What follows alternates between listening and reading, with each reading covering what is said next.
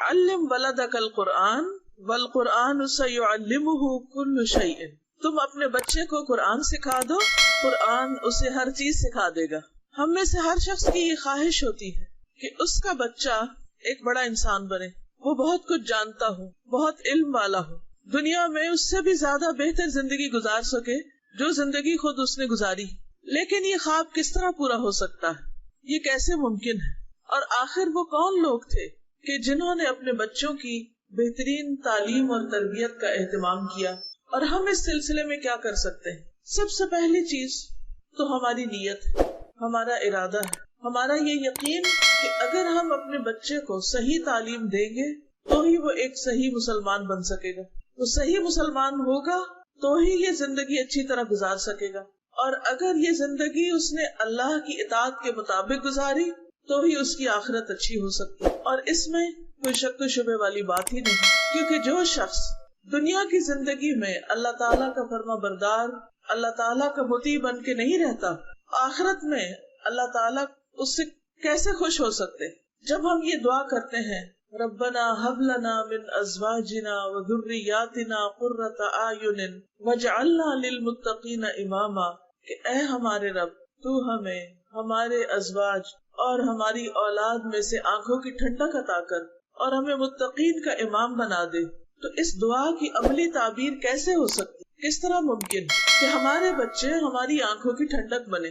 یہ اسی صورت میں ہو سکتا ہے جب وہ اچھے اچھے کام کریں، جب وہ اس دنیا میں رہتے ہوئے نیک بن کر رہیں، اچھے اخلاق والے ہوں، اچھے معاملات کرنے والے ہوں، اور یہ اسی صورت میں ہو سکتا ہے جب ان کی اچھی تعلیم اور تربیت ہو، خواہ گھر کی زندگی ہو، خواہ معاشرے کی، گھر سے باہر کی، ہر جگہ اچھا انسان بننا اسی وقت ممکن ہے جب انسان اپنے خالق، اپنے مالک، اپنے رب اللہ سبحانہ وتعالیٰ کے بھیجے ہوئے طریقوں کے مطابق زندگی بسر کرے۔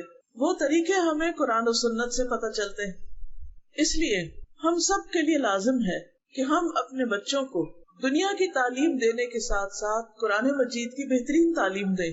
جب ہم بچوں کو قرآن کی تعلیم دینے کی بات کرتے ہیں تو عام طور پر والدین ان کو حافظ بنا دیتے ہیں یا فوراً سوچتے ہیں کہ ہم ان کو حفظ کرا دیں، کیونکہ اگر بچے نے حفظ کر لیا تو والدین کو بہت ہی چمکدار تاج ملے گا۔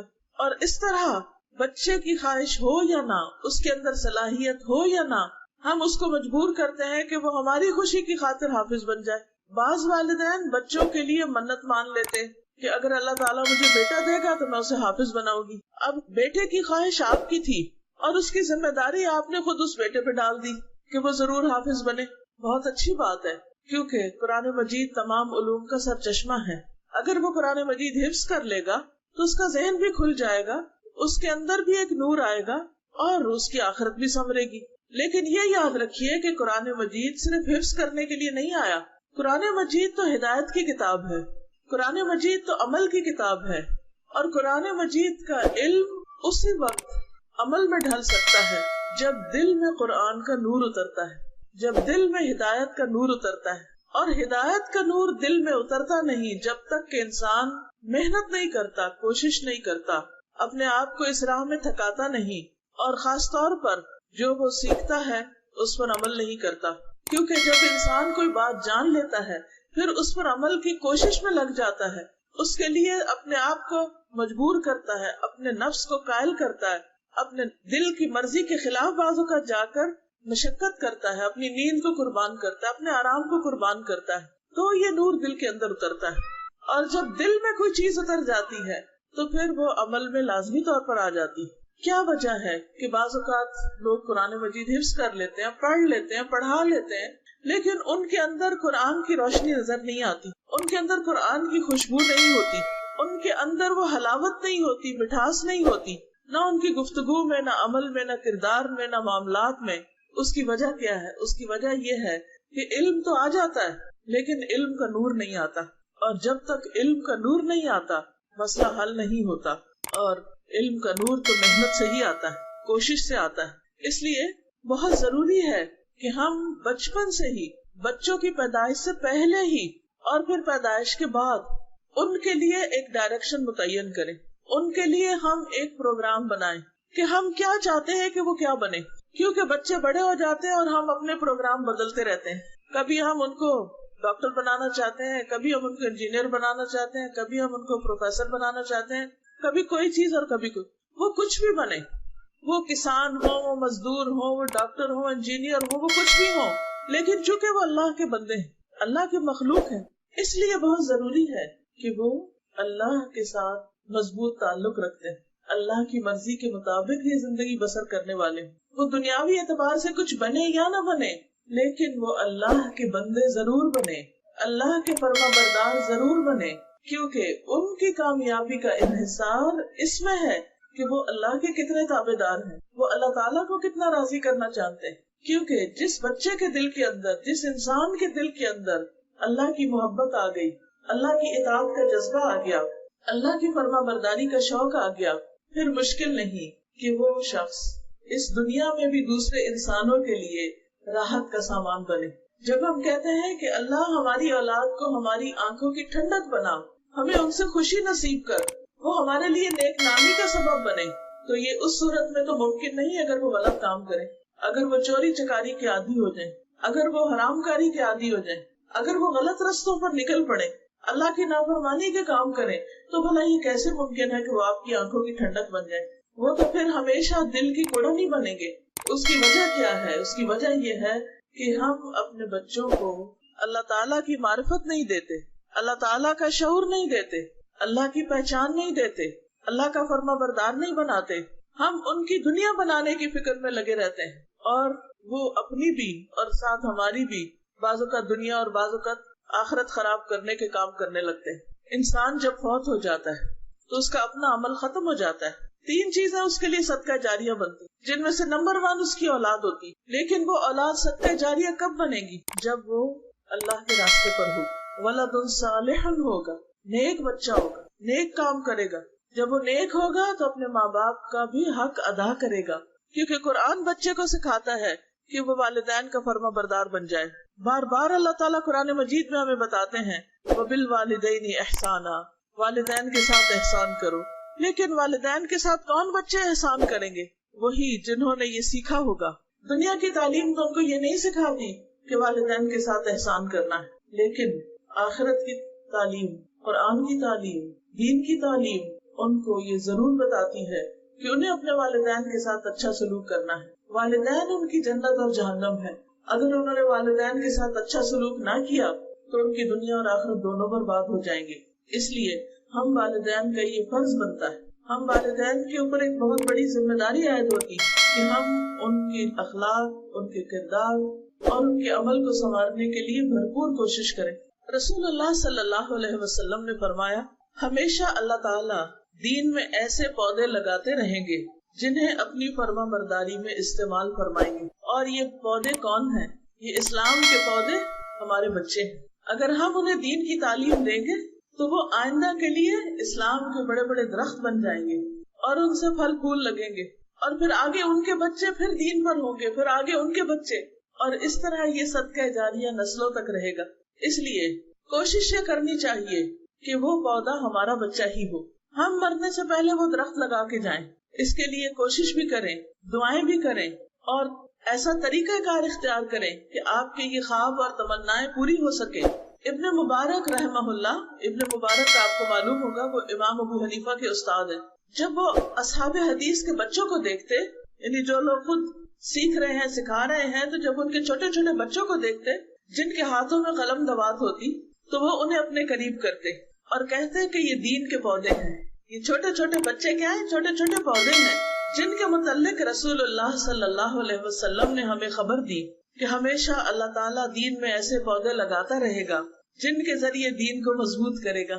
آج یہ چھوٹے ہیں اور قریب ہے کہ تمہارے بعد یہ بڑے ہوں، یعنی ہمارے بچے ہماری زندگی میں تو چھوٹے ہی ہوتے ہیں، لیکن بعد میں ہماری جگہ وہی سنبھالتے ہیں جب وہ پودے بڑے ہو جاتے ہیں۔ اس لیے بہت ضروری ہے کہ ہم انسانوں پر توجہ دیں۔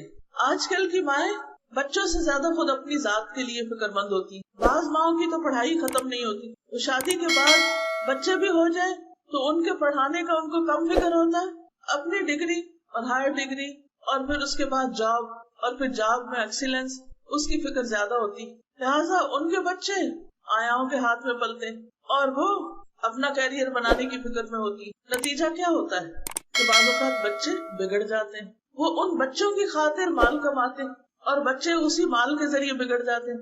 اس لیے بہت ضروری ہے کہ ہم اپنے بچوں کے دین کی فکر کریں، اور اگر ہمارا اپنا کوئی بچہ نہیں تو کوئی بھی بچہ ہمارا ہی بچہ ہے. کسی کا بچہ، یہ سب اسلام کے بچے ہیں، مسلمانوں کے بچے ہیں. انہیں اسلام پر رکھنا، انہیں دین پر رکھنا، انہیں دین سکھانا، یہ ہماری ذمہ داری ہے.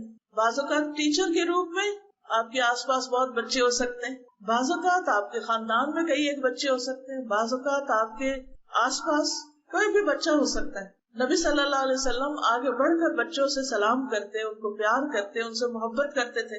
کیوں؟ تاکہ ان کے دل میں جب نبی صلی اللہ علیہ وسلم کی محبت ہوگی تو پھر وہ آپ کے طریقے پر بھی چلیں گے. اگر دین پڑھے ہوئے لوگ بچوں کی محبت سے عاری ہیں اور ان کی طرف توجہ نہیں دیتے تو ایک بہت خسارے کا کام کر رہے ہیں، کیونکہ بچوں کو محبت اسی طرح چاہیے جیسے کھانا پینا چاہیے. انہیں صرف فیڈر نہیں چاہیے، انہیں ماں کا سینہ بھی چاہیے، انہیں ماں کی گود چاہیے، انہیں ماں کی محبت چاہیے. اسی طرح جب بچے بڑے ہو جائیں اور وہ اسکول جانے لگے یا تعلیم حاصل کرنے لگے تو اس وقت بھی ضروری ہے کہ وہ بچے اپنے استادوں اور اپنے بڑوں اور اپنے خاندان والوں کی شفقت سے محروم نہ رہیں. اور یہ اسی صورت میں ہو سکتا ہے کہ جب ہم ہر طرح کے بچوں کو، ہر کسی کے بچوں کو اہمیت دینے والے ہوں، کیونکہ یہ بچے ہمارے لیے بھی صدقہ جاریہ ہیں اور ہمارے دین کے محافظ بھی ہیں. ہمارے دنیا سے جانے کے بعد ان کے ذریعے دین کی حفاظت ہوگی. ابن بکیر کہتے ہیں کہ ایک شخص امام آمش کے پاس سے گزرا جبکہ وہ حدیثیں سنا رہے تھے. اس شخص نے ان سے کہا، آپ ان بچوں کو حدیثیں سنا رہے ہیں؟ یہ تو چھوٹے چھوٹے بچے ہیں. تو امام آمش نے کہا، یہ بچے تمہارے لیے تمہارے دین کی حفاظت کرنے والے. تو امام آمش جو تھے وہ بچوں کو حدیثیں سنا رہے تھے. کیوں سنا رہے تھے؟ کیونکہ انہیں معلوم تھا کہ یہ بچے چھوٹی عمر میں جب یہ سب کچھ یاد کریں گے تو بڑے ہو کر پھر دوسروں کو آگے سکھانے کا کام کریں گے. پھر اسی طرح بچوں کو نہ صرف یہ کہ قرآن اور حدیث سکھانی چاہیے بلکہ ان کا عقیدہ بھی درست کرنا چاہیے. ان کو پہلے ایمان سکھانا چاہیے. جندب بن عبداللہ کہتے ہیں کہ ہم نوجوانی کی حالت میں رسول اللہ صلی اللہ علیہ وسلم کے ساتھ رہے. ہم نے قرآن سیکھنے سے پہلے ایمان سیکھا، پھر ہم نے قرآن سیکھا. اس کی وجہ سے ہمارے ایمان میں اضافہ ہوا. یعنی کچھ بھی سکھانے سے پہلے ان کے اندر ایمان پکا کیا جائے، ان کو لا الہ الا اللہ سکھایا جائے، محمد الرسول اللہ کے بارے میں بتایا جائے، ملائکہ کے بارے میں بتایا جائے، کتابوں کے بارے میں بتایا جائے، آخرت کے بارے میں بتایا جائے، تقدیر کے بارے میں بتایا جائے، ان کا ایمان مضبوط کیا جائے. کیونکہ جب تک اللہ پر ایمان مضبوط نہیں تو وہ سب کام کس کے لیے کریں گے؟ صرف ماں باپ کے لیے. بہت سے بچوں کو ہم صرف اپنے سے ہی ڈراتے رہتے ہیں یا ان کے مستقبل سے ڈراتے ہیں. اگر تم نہیں پڑھو گے تو پھر تم ریڑھی لگاؤ گے، اگر تم یہ نہیں کرو گے تو تمہارا یہ حال ہو جائے گا. مستقبل کا خوف دلاتے ہیں لیکن ان کو کوئی بڑا مقصد نہیں دیتے. یا پھر اپنے سے ڈراتے رہتے ہیں کہ تمہارے ابا ماریں گے، ٹیچر ناراض ہوگی، ماں اپنی آنکھیں دکھاتی رہتی. لیکن بچے مثلاً اگر وہ قرآن پاک بھی پڑھ رہے ہیں تو بعض اوقات انہیں یہ نہیں پتا ہوتا وہ کیوں پڑھ رہے ہیں. قاری صاحب آتے ہیں یا آپ مولوی صاحب کے پاس بھیجتے ہیں، آپ انہیں کہتے ہیں قرآن مجید پڑھو. ان کو سمجھ نہیں آتا کہ کیا پڑھ رہے ہیں. وہ پوچھتے کیوں پڑھیں؟ آپ کہتے بس پڑھو، ہم نے قرآن پڑھنا ہے. بعض بچوں کو تو یہ بھی نہیں پتا ہوتا کہ یہ کتاب یا جو پڑھ رہے ہیں وہ ہے کس کی، یہ کس نے بھیجا ہے، وہ کون ہے، اور ہم اس کو کیوں پڑھیں، اور اس کے پڑھنے کا کیا فائدہ ہوگا، اس سے ہمیں کیا ملے گا. ان کو یہ تو نظر آتا ہے کہ اگر ہم اسکول میں پڑھیں گے، ہم کالج میں پڑھیں گے، ہم یونیورسٹی جائیں گے تو ہمیں ڈگری ملے گی، ہمیں اچھی جاب ملے گی، ہمیں معاشرے میں عزت اور مقام ملے گا. لیکن ہم انہیں یہ نہیں بتاتے کہ وہ قرآن کیوں پڑھیں، قرآن پڑھ کر انہیں کیا ملے گا، قرآن پڑھنے کا کیا فائدہ ہوگا. انہیں تو یہ بھی نہیں معلوم کہ قرآن کریم کا مطلب کیا ہے. کیا آپ کو معلوم ہے کہ کریم کا مطلب کیا ہے؟ قرآن مجید کے ساتھ کریم کا لفظ کیوں لگاتے ہیں؟ ہم میں سے بہت سے لوگ کہتے ہیں قرآن کریم. کیا مطلب ہے کریم کا؟ کریم کا مطلب ہے عزت دینے والا. یعنی اس کتاب کو پکڑ لو گے، اس کتاب کو اٹھا لو گے، اس کتاب کو سمجھو گے تو اللہ تعالیٰ دنیا میں بھی عزت دے گا، آخرت میں بھی عزت دے گا. علامہ اقبال نے بھی یہی کہا تھا نا کہ وہ معزز تھے زمانے میں مسلمان ہو کر، اور تم خوار ہوئے تارک قرآن ہو کر. تم نے قرآن کو چھوڑ دیا تو دنیا میں ذلیل ہو گئے. اور پہلے زمانے کے مسلمانوں کے پاس دنیا کی ڈگریاں تو نہیں تھیں، لیکن ان کے پاس قرآن کا علم تھا اور قرآن کا نور تھا، لہٰذا اس قرآن نے ان کو عزت بخشی۔ اس لیے بچوں کے دل میں اللہ کی محبت، قرآن کی محبت اور قرآن پڑھنے کا فائدہ ان کو باقاعدہ بتانا چاہیے کہ اس کے ایک ایک حرف کے پڑھنے سے تمہیں 10 نیکیاں ملیں گی۔ پھر ان کو مثالوں سے سمجھائیں، کیونکہ بچے جب چیزوں کو دیکھتے ہیں، محسوس کرنے والی چیزوں کو، تو ان کو بات جلدی سمجھ آتی ہے۔ مثلاً آپ ان کے سامنے کوئی 10 چیزیں رکھے، 10 ٹافیاں رکھے، ایک ٹافی ان کو دیں، ان سے کہیں کہ تم ایک ٹافی مجھے دو تو میں یہ 10 تمہیں دوں گی۔ اس سے انہیں بات سمجھ آ جائے گی کہ اچھا جب ہم ایک حرف پڑھتے ہیں تو ایک حرف پڑھنے سے 10 چیزیں ملیں گی، ہم کو 10 ٹافیاں، تو شوق سے پڑھیں گے نا۔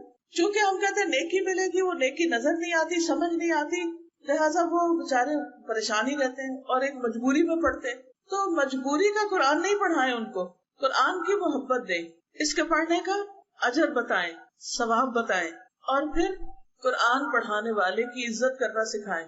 جس جگہ پر وہ قرآن مجید پڑھتے ہیں، جیسے مسجد ہے یا کوئی اسکول ہے، تو اس کی اہمیت بتائیں کہ وہاں جا کر پڑھنے کا کیا فائدہ ہے۔ بہت سے بچے مسجد جانے سے گھبراتے ہیں، ان کو وہاں جا کر پریشانی ہوتی ہے، ان کا دل نہیں لگتا، وہ کہتے ہیں ہم بور ہوتے ہیں۔ تو ان کو آپ بتائیں کہ جب کوئی شخص وضو کر کے اپنے گھر سے نکلتا ہے، مسجد کی طرف قدم اٹھاتا ہے، تو ہر قدم وہ جو اٹھاتا ہے، یعنی 2 پاؤں سے چل کے جاتا ہے، ایک پاؤں جب اٹھاتا ہے تو اس کو ایک درجہ ملتا ہے، یعنی وہ جنت کی طرف ایک سٹیپ اور اوپر ہو جاتا ہے۔ اور جب دوسرا پاؤں اٹھاتا ہے تو ایک گناہ گر جاتا ہے، ایک غلطی معاف ہو جاتی۔ تو آپ ان کو بتائیں، مثلاً آج آپ گھر سے لے کے مسجد تک کے قدم گنے، کتنے قدم ہیں؟ مثلاً 40 قدم ہے، 50 قدم ہے، تو آپ ان کو گن کے بتائیں کہ تم نے 50 سیڑھیاں طے کر لی جنت کی طرف جانے کی، تمہارے 50 درجے آج اوپر ہو گئے اور 50 گناہ جو ہے معاف ہو گئے۔ اور پھر جب انسان مسجد جا کر اللہ کی کتاب پڑھتا ہے یا نماز پڑھتا ہے تو فرشتے اس کے لیے دعائیں کرتے ہیں، جس مجلس میں وہ بیٹھتا ہے فرشتے اس کو گھیر لیتے ہیں۔ اور پھر یہ کہ جب انسان چل کے مسجد جا رہا ہوتا ہے تو فرشتے اس کے آگے اپنے پر بچھاتے ہیں، اس کو عزت دیتے ہیں، طالب علم کو۔ تو گھر میں بیٹھ رہنے سے تو نہیں ملتی یہ عزت، یہ مقام، یہ درجہ، یہ اجر اور ثواب گھر میں نہیں ملتا، نکلیں گے تو پھر ہی ملے گا۔ کیونکہ ایک مجلس میں، ایک روحانی ماحول میں، جہاں پر اللہ کا ذکر ہو، جہاں ہر چیز صاف ستھری ہو، پاکیزہ ہو، وہاں بیٹھ کر پڑھنا اس کا اپنا اجر و ثواب ہے۔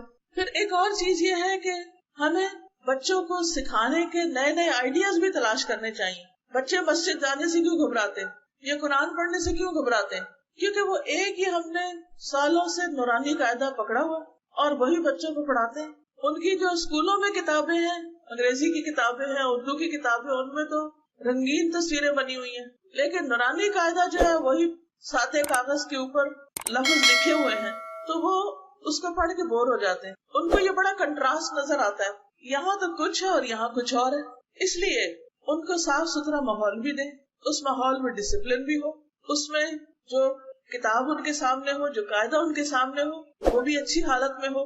کیونکہ اکثر مسجدوں میں جانے کا جب اتفاق ہوتا ہے تو پھٹے پرانے قرآن مجید اور سپارے وہاں سے اوپر سے گر رہے ہوتے ہیں نیچے، کیونکہ سارے لوگ اپنے گھروں کے پھٹے پرانے قاعدے سپارے جا کے مسجد میں رکھ آتے ہیں اور مسجد کا منظر بھی خراب کرتے ہیں۔ اور جب بچے وہاں وہ جا کے دیکھتے ہیں تو ان کو گھبراہٹ ہوتی ہے کہ یہ کس ماحول میں ہمیں بٹھا دیا گیا۔ ہم اپنے گھروں کے اندر تو کارپیٹ چینج بھی کرتے ہیں، صاف بھی کرتے ہیں، مسجد کا کارپیٹ تو سالوں سال چینج نہیں ہوتا، لہٰذا وہ سٹنک کرتا ہے، اس میں سے بو آتی ہے، تو بچوں کا وہاں دل نہیں لگتا۔ تو ان ساری چیزوں کے اوپر بھی ہمیں توجہ کرنے کی ضرورت ہے، وہ ماحول بنانے کی۔ پھر آپ ایسی ٹیکنیک اختیار کریں کہ کم وقت میں بچہ پڑھ جائے۔ یہ نہیں سال بعد آپ جائیں اور پوچھیں کہ مولوی صاحب میرے بچے نے کتنا پڑھا، جی ابھی تو اس کا قاعدہ ہی ختم نہیں ہوا۔ اب جب سال اس کا قاعدہ ہی نہیں ختم ہو رہا تو وہ بےچارا کیا سیکھے گا؟ اسے پتا ہے اس نے حاضری لگانے جانا ہے، اور کبھی وہ چوری چھپے ادھر ادھر ہو کے لیٹ جاتا ہے اور دوسروں کے پیچھے چھپ جاتا ہے، سبق بھی یاد نہیں کرتا۔ ان ساری چیزوں کا ہمیں جائزہ لینا ہے اور اس طریقہ کار کو امپروو کرنا ہے۔ بہت سی ایسی کہانیاں اور ایسی روایات اور ایسی نیوز ملتی ہیں کہ جس میں بعض بچوں نے 6 مہینے میں قرآن حفظ کر لیا۔ میں ایک کتاب میں پڑھ رہی تھی کہ ایک بچے نے 55 ڈیز میں پورا قرآن مکمل کر لیا۔ نئی ٹیکنیک، نئی آئیڈیا ہوگا تو جب ہی اس نے ایسا کیا نا، ورنہ کسی مسجد میں جا کے بیٹھ جاتا سوال ہی پیدا نہیں ہوتا۔ تو ہم سب بچوں کو ایک ہی لاٹھی سے ہانکتے ہیں، اگر ان کے اندر صلاحیت ہے تو اس کو استعمال نہیں کرتے، اور اگر ہمیں اللہ نے عقل دی ہے تو کوئی نئے نئے آئیڈیاز نہیں لاتے۔ ہم سمجھتے ہیں کہ جیسے قرآن پاک پڑھنا پڑھانا بس ایک ہی طریقے میں ہونا چاہیے جو پرانے زمانے سے چلا آ رہا ہے، تو باقی سارا ماحول بدل چکا ہے. تو دین کی تعلیم کے لیے بھی ماحول کو اچھا بنائیں. آپ نئے ڈیزائن کے کپڑے کیوں پہنتے ہیں؟ نئی نئی چیزیں کیوں خریدتے ہیں؟ نئی گاڑیاں کیوں خریدتے ہیں؟ نئے ڈیزائن کا فرنیچر کیوں خریدتے ہیں؟ کیونکہ ہم نیا زمانہ ہے. تو اسی طرح